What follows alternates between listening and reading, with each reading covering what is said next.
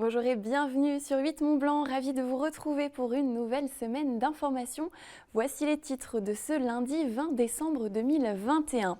Une nouvelle page dans le dossier du désenclavement du Chablais. Le département de la Haute-Savoie, réuni ce matin en séance publique, a décidé de consulter la population en début d'année.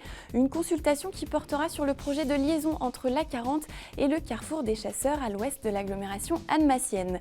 Et puis l'urbex, l'exploration urbaine de lieux secrets et abandonnés, est une pratique tolérée qui fait de nombreux adeptes. Un Annécien a fait sensation sur le net avec sa visite filmée de galeries souterraines datant de la Seconde Guerre mondiale. Je vous le disais à l'instant, le désenclavement du Chablais agite la vie politique de Haute-Savoie depuis plusieurs années. Après le contournement de Thonon-les-Bains, la 2x2 voies de Saint-Cergue et en attendant l'autoroute Machilly-Thonon, le projet de liaison entre l'A40 et le carrefour des Chasseurs près d'Annemasse prend forme. Une concertation publique sera lancée en 2022. Le conseil départemental espère débuter les travaux d'ici 3 à 4 ans. Précision de Sébastien Germain. À l'heure où de plus en plus de collectivités choisissent de faire appel à la démocratie participative, les conseillers départementaux de Haute-Savoie, réunis en séance publique ce lundi matin, ont officiellement approuvé le lancement de la concertation publique de l'aménagement de la liaison entre l'A40 et le carrefour des Chasseurs, situé à l'ouest de l'agglomération d'Annemasse. Après le contournement de Thonon-les-Bains, la création du plat de Saint-Cergue et avant l'autoroute Machilly-Thonon, ce futur aménagement de la route départementale 903 est très attendu. L'État semble décidé à enfin faire l'autoroute du Chablais qui manque. Je veux absolument que les travaux se fassent quasiment en même temps pour qu'il n'y ait pas de trop gros décalage entre la livraison de l'autoroute du Chablais et la mise en 2x2 voies de ce dernier tronçon qui manque. A40 Chasseurs, c'est le carrefour central du département, tout le monde est concerné. Mais c'est suivant si on va dans le Chablais, la première tranche de la déviation du Chablais. Et puis si on revient du Chablais, c'est la dernière tranche. Donc c'est absolument indispensable que ça démarre. Cette concertation publique devrait donc démarrer courant 2022 pour s'étaler tout au long de l'année, avec au programme des réunions publiques, des possibles recours avant la déclaration d'utilité publique de cet aménagement. Et avec cette annonce, on peut parler d'une certaine avancée pour le désenclavement du Chablais. On parle beaucoup de mobilité, puis de choix de mobilité, parce qu'on est bien sur un choix multimodal. On parle, à un moment donné, on parle de réseau ferré, après on parle de lacustre, on parle de mode doux, bus à haut niveau de service, on parle à quelques endroits de tramway, on parle de pistes cyclables, et puis là on parle de routiers et d'autoroutiers. Donc il en faut pour tout. C'est un Chablais qui est à la fois un grand département, escarpé à certains endroits, avec des distances d'éloignement très importantes entre les villages d'extrémité et puis la ville-centre. Donc il en faut pour tous les goûts, en tout cas toutes les destinations. Le département de la Haute-Savoie est maître d'œuvre de cette future infrastructure d'un coût total estimé à 150 millions d'euros. La patience devra néanmoins encore rester de mise, car les travaux de construction de la 2x2 voies de la RD 903 ne devraient pas débuter avant 3 ou 4 ans. Et pendant cette séance publique du département ce matin, le sujet des aides accordées à la culture a également été abordé. Dans ce contexte de crise sanitaire, le secteur peine à sortir la tête de l'eau. Avec les fermetures successives, les habitudes ont changé et le public n'est plus vraiment au rendez-vous. Ce lundi matin, les élus de la Haute-Savoie ont donc voté un budget exceptionnel d'aide à la relance. 200 000 € seront répartis entre les différents acteurs culturels du département. Le président de la Haute-Savoie s'est rendu jeudi dernier à l'auditorium de Sénaux pour annoncer cette nouvelle mesure. On écoute la directrice des lieux et Martial Sadier au micro de Manon Touati. On sait tous que le Covid a aussi fait des dégâts dans les stations de ski, dans certaines entreprises. Mais dans la programmation culturelle, dans la participation, il y a eu une baisse significative. On n'est encore pas tout à fait revenu au niveau d'avant. Et donc le département, qui est très attaché à la culture, notamment chez les jeunes, eh bien, soutient et va voter lundi une enveloppe exceptionnelle pour accompagner et soutenir les associations pour qu'elles passent le cap de 2021.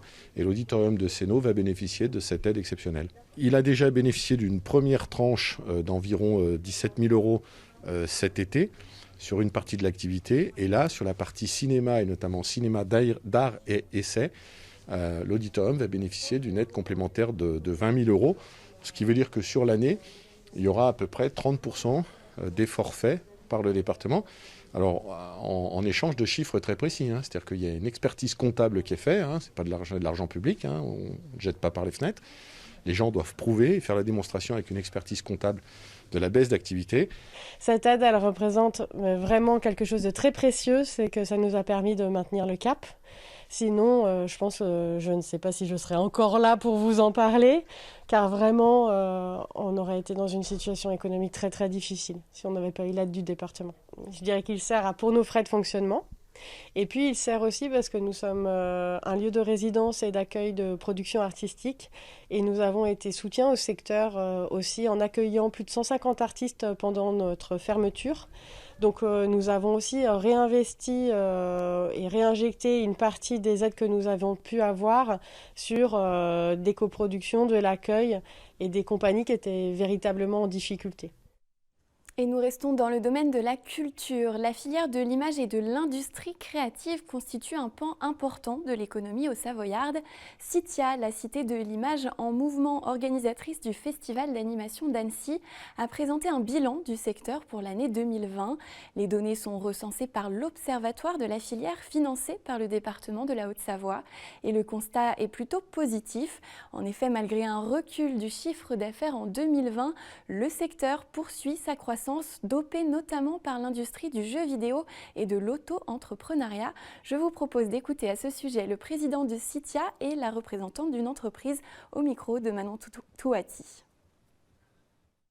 Ce qu'on observe, c'est un trend d'ascendant de chiffre d'affaires, d'emploi de cette filière. Donc une filière jeune mais dynamique.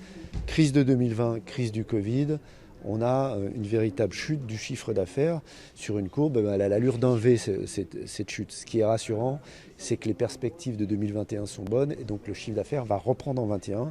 Mais l'ensemble des entreprises de la filière, à l'exception peut-être du secteur d'activité des jeux vidéo, a été touché par la crise du Covid. Alors du coup, entre mandataires sociaux, on a réfléchi, on s'est dit comment faire pour avoir du fonds de roulement plus régulier, puisque sur le magazine et le documentaire, c'est sur du temps long. Donc on a décidé de faire 4 départements, en gardant notre département film avec tous nos documentaires et magazines, et également adapté à des entreprises locales par exemple, notre savoir-faire sur du storytelling, etc. Notre 3e département, c'est le département service, où du coup on permet à des entreprises qui ne sont pas dans la région ou alors avec notre succursale suisse de dire que nous on a des intermittents, on a du matériel pour pouvoir vous permettre de tourner ici. Voilà. Et notre dernier département, c'est le département académique, qui est le département de tout ce qui est nos formations, comme le journalisme mobile, la communication ou encore l'initiation au montage par exemple. On a du coup pu être certifié Calliope et on a travaillé là-dessus pendant le confinement. Et du coup, on avait une baisse de chiffre d'affaires de 30% en 2020 et là, on a rebondi, on a une augmentation de plus de 70% de chiffre d'affaires sur 2021. C'est un secret bien gardé. Sous les pieds des Annéciens, il existe des galeries souterraines creusées durant la Seconde Guerre mondiale. Le site est aujourd'hui à l'abandon, mais un youtubeur a dépoussiéré les allées sombres du lieu dans une vidéo. Dans cette mise en scène, il revient sur les traces de sa grand-mère. Cette dernière venait s'abriter là lors des bombardements ennemis. Bien qu'interdite, la pratique de l'urbex, l'exploration urbaine, est tolérée. Elle s'adresse à un public initié qui se veut respectueux des lieux. C'est un reportage signé Lucas Ruche. Beaucoup d'Annéciens et d'Annéciennes sont loin de se douter que quelques mètres seulement sous leurs pieds sommeillent des galeries creusées durant la Seconde Guerre mondiale pour se protéger des bombardements ennemis. C'est pourtant grâce à une vidéo postée sur Internet que ce lieu chargé d'histoire refait aujourd'hui surface. Max Van Croft est un youtubeur passionné d'exploration urbaine. Il a redécouvert ce lieu grâce aux anecdotes partagées par sa grand-mère qui venait s'abriter ici lorsque la sonnette d'alarme était tirée. Revenir 80 ans plus tard est une manière pour lui de rendre hommage à ses ancêtres. D'un point de vue urbex, c'est assez pauvre en vrai, il n'y a pas grand chose à découvrir, il n'y a pas beaucoup de vestiges, mais il y a un côté historique qui est assez touchant, et surtout quand ça concerne ton histoire familiale en fait. Et même, c'est l'histoire de toute la ville, parce que vraiment c'était un lieu vital à l'époque. Cet abri de moins de 2 km a été creusé en mai 1939 sous la vieille ville. Il possède une galerie principale et plusieurs entrées. Les vestiges de la guerre sont rares, car il a été conçu dans l'urgence. Ça, moi je pense que c'est l'époque.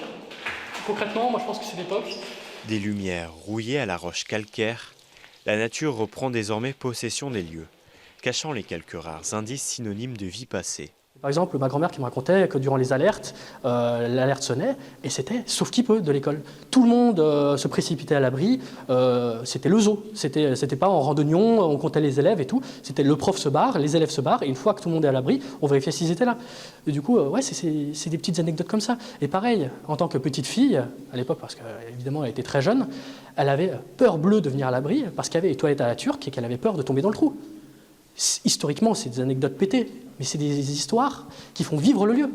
Tu vois le chat turc, tu te dis ma grand-mère elle avait peur de ça, et ouais, c'est assez amusant.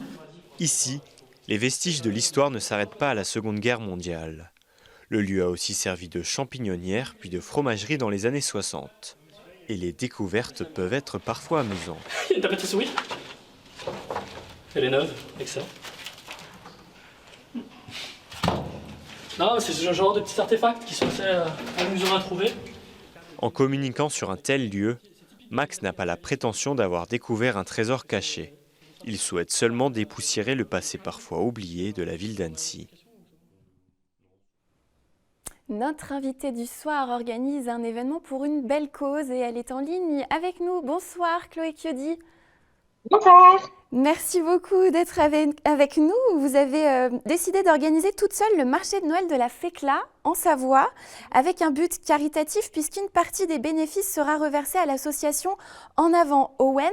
Owen, c'est un petit garçon de 2 ans atteint de lésions cérébrales et de spasticité. Chloé, expliquez-nous d'abord comment vous avez eu l'idée de créer ce marché de Noël puisque c'est une première en plus à la Fécla, il n'y avait pas de marché de Noël avant. C'est ça. Alors, moi, il faut savoir que j'ai pris connaissance de l'histoire d'Owen il y a bientôt 1 an. Owen, c'est un petit garçon de 2 ans qui est né prématurément avec des lésions cérébrales et également une spasticité. Donc, malheureusement, les lésions cérébrales sont irréversibles. Cependant, ce qu'on peut lui apporter, c'est un confort de vie en lui réglant son problème de spasticité. Donc, il faut savoir qu'il n'y a qu'une seule opération qui se fait aux États-Unis depuis maintenant plus de 30 ans par un docteur au Missouri, dans un hôpital. Malheureusement, donc c'est un coût et c'est pour ça que je viens en aide à ses parents. Alors pourquoi j'ai choisi de faire un marché de Noël puisque donc je suis originaire d'Aix-les-Bains, mais j'ai mes grands-parents qui ont toujours vécu à moitié à Aix-les-Bains et à moitié à la Fécla. La Fécla, pour ceux qui ne connaissent pas, c'est un tout petit village qui a énormément de potentiel, qui a de plus en plus de touristes et donc je me suis dit que ce serait absolument parfait de leur offrir le premier marché de Noël de la Fécla, qui plus est pour une association caritative. Est-ce que ça a été compliqué pour vous de mettre ce marché de Noël en place? Est-ce que vous avez reçu du soutien? Ça a été très compliqué. Donc, comme je le disais, j'arrive dans un petit village avec des habitants qui sont là depuis très longtemps.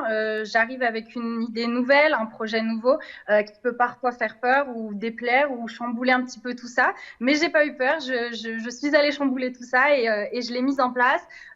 J'ai été aidée, oui. Après, le gros, c'est quand même moi qui l'ai fait. À savoir que donc je suis une des seules. On n'est pas beaucoup de bénévoles. C'est une toute petite association puisqu'elle a été créée par la maman l'année dernière.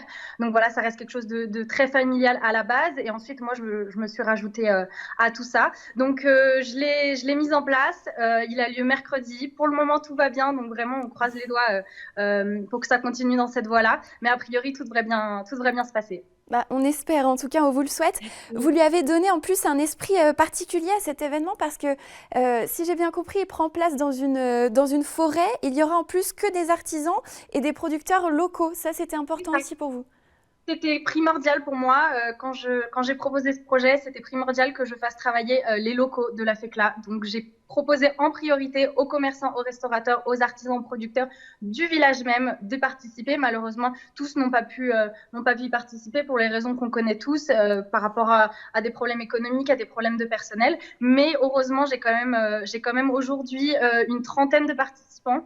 Je mélange exposants et animation, donc ce qui est quand même énorme. Et en effet, ce petit marché de Noël aura lieu en plein cœur du village. Donc, on est vraiment sous la neige, entouré de la forêt. Et ce sera uniquement artisanal. Donc, ce sera uniquement des produits alimentaires ou des cadeaux qui seront faits maison ou fait main. Vous avez pu maintenir les animations? J'ai cru voir aussi qu'il y avait peut-être un participant à une célèbre émission musicale qui devrait se joindre à la fête. Tout à fait, c'est Jules Paul. Donc Jules Paul, c'est un compositeur-interprète qui est originaire de la FECLA, qui a participé à The Voice Kids il y a quelques années maintenant. Donc voilà, j'ai vraiment été ravie qu'il puisse participer. Donc, le 23, il sera en concert au marché de Noël. Il va interpréter quelques titres de Noël. Et sinon, l'animation, on en a plein. Il y a le Père Noël qui vient le 24, donc qui vient rendre visite aux enfants du village. On a des lutins farceurs, on a des promenades en poney, on va avoir une belle descente au flambeau, on a une initiation au biathlon. On a vraiment beaucoup de choses. On a eu de la chance, c'est que cette année, on a pu les mettre en place. Le pass sanitaire nous est pas demandé vu la disposition du marché de Noël. Donc, on est vraiment content d'avoir pu maintenir cet événement. Et bien évidemment, ce sera fait avec les mesures sanitaires prévues, dont le masque obligatoire. Un dernier petit mot sur Owen. Pourquoi c'était important pour vous de pouvoir reverser une partie des bénéfices à sa famille ?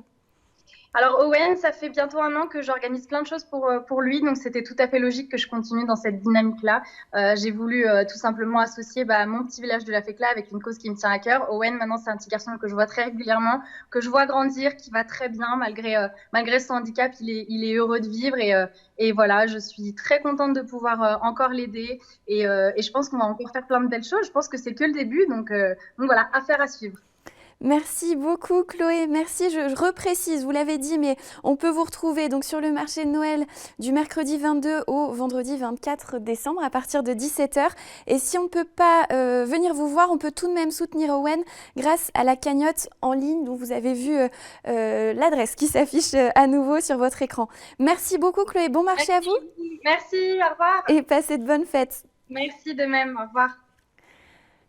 Un dernier mot de sport avant de nous quitter. En biathlon, les Bleus ont brillé à domicile dans l'étape de la Coupe du Monde qui se déroulait au Grand Bornand. L'équipe de France a décroché pas moins de 6 médailles. Le biathlète de Villard-de-Lans, Émilien Jacquelin, s'est imposé sur l'épreuve reine, la Mass Start, ce dimanche. Sur cette même épreuve, Quentin Fillon-Maillet a décroché la médaille d'argent. Le Jurassien a par ailleurs remporté la poursuite samedi. Les 2 Français sont ainsi en tête de la Coupe du Monde avant les fêtes de fin d'année. Chez les dames, la Savoyarde Julia Simon décroche 2 médailles d'argent en mass start et en poursuite. La Jurassienne Anaïs Bescon avait pour sa part terminé 2e du sprint jeudi dernier, mais elle a déclaré forfait sur la mass start. Et c'est donc sur cette note sportive que se termine ce journal, mais restez avec nous pour la météo, suivie de votre panorama. Nous vous proposons de repartir à la découverte des vins de Savoie cette semaine avec une émission que nous avions réalisée du côté de Saint-Baldoff juste avant les vendanges. Je vous souhaite une belle soirée, je vous dis à demain.